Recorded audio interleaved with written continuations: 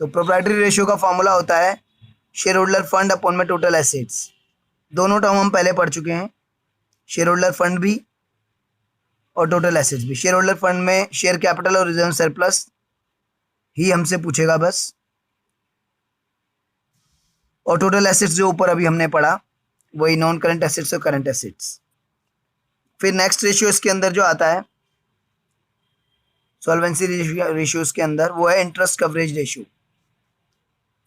अच्छा, proprietary ratio के बारे में बताया नहीं मैंने आपको। शेयर होल्डर फंड अपॉन में टोटल एसेट्स, ये रेशियो जितना हाई होगा उतना ही लेंडर्स का मनी सेफ है। ये दिखाता है कि टोटल एसेट्स में से कितनी एसेट्स ओन फंड से फाइनेंस हो रही है। रेशियो अगर 1/4 है तो इसका मतलब अगर 4 की आपके पास एसेट्स हैं तो 1 उसमें से ओन फंड से है। और रेशियो अगर आपका 1/5 है तो इसका मतलब अगर आपके पास टोटल एसेट्स 5 हैं तो अपने फंड से सिर्फ 1 है। और अगर ये आपका रेशियो 1/2 है मान लीजिए, यानी 0.5:1 प्योर रेशियो है ये तो मैं ऐसे एक्सप्लेन करने के लिए फ्रैक्शन में बता रहा हूँ, otherwise it is a pure ratio. तो शेयर होल्डर फंड अपॉन में टोटल एसेट्स 1/2 है, यानी कि 2 के एसेट्स में से 1 की एसेट्स अपने फंड से है और 1 की लोन पे है। इक्वल इक्वल है, यानी कि लोन भी और अपना कैपिटल भी। तो ये रेशियो जितना हाई होगा उतना ही बेटर है। टोटल एसेट्स मान लीजिए आपकी 4 हैं और 3 जो हैं शेयर होल्डर फंड है, यानी कि टोटल एसेट्स में से 75% एसेट्स आपकी अपने फंड से कवर हो रही है, 25% लोन फंड से कवर हो रही है। Higher the ratio safer is the money of the lenders. Now next है आपका इंटरेस्ट कवरेज रेशियो। तो इंटरेस्ट कवरेज रेशियो का फॉर्मूला होता है PBIT अपॉन में interest on long term debt. ये इंटरेस्ट कवरेज रेशियो का फॉर्मूला है। PBIT means profit before interest and tax, और अपॉन में interest on long term debt. Long term debt में आपका डिबेंचर्स आ गया, बैंक लोन आ गया, उन पे जो इंटरेस्ट पे हो रहा है वो आपका interest on long term date हो गया। तो ये बताता है कि जो हमारा प्रॉफिट है उससे हमारा जो इंटरेस्ट है कितने टाइम्स कवर हो रहा है। ये रेशियो प्योर नहीं है, टाइम्स में निकलती है, 3 times, 4 times, 5 times.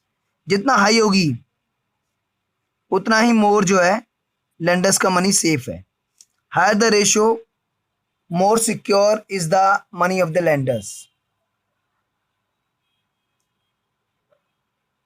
Profit before interest and tax directly given नहीं होता, कई बार कैलकुलेट करना पड़ता है। तो उसके लिए पूरा आप पहले टेबल देखिए। Profit before interest and tax में से पहले आप इंटरेस्ट पे करते हैं, आपको पता ही है। इंटरेस्ट पे करने के बाद आपके ट्रू प्रॉफिट्स आते हैं, प्रॉफिट्स बिफोर टैक्स। क्योंकि टैक्स तो प्रॉफिट पे करोगे, अभी इंटरेस्ट भी तो एक्सपेंस है, वो भी तो क्लेम करोगे इनकम टैक्स से। तो प्रॉफिट बिफोर टैक्स, अब इस पे टैक्स पे करोगे तो आएगा प्रॉफिट्स आफ्टर टैक्स। ये प्रॉफिट्स अवेलेबल है जो कि हम शेयर होल्डर्स को एज ए डिविडेंड दे सकते हैं। और अगर मान लीजिए कोई डिविडेंड पे किया है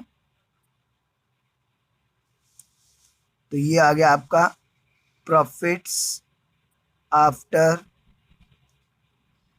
इंटरेस्ट टैक्स एंड डिविडेंड्स।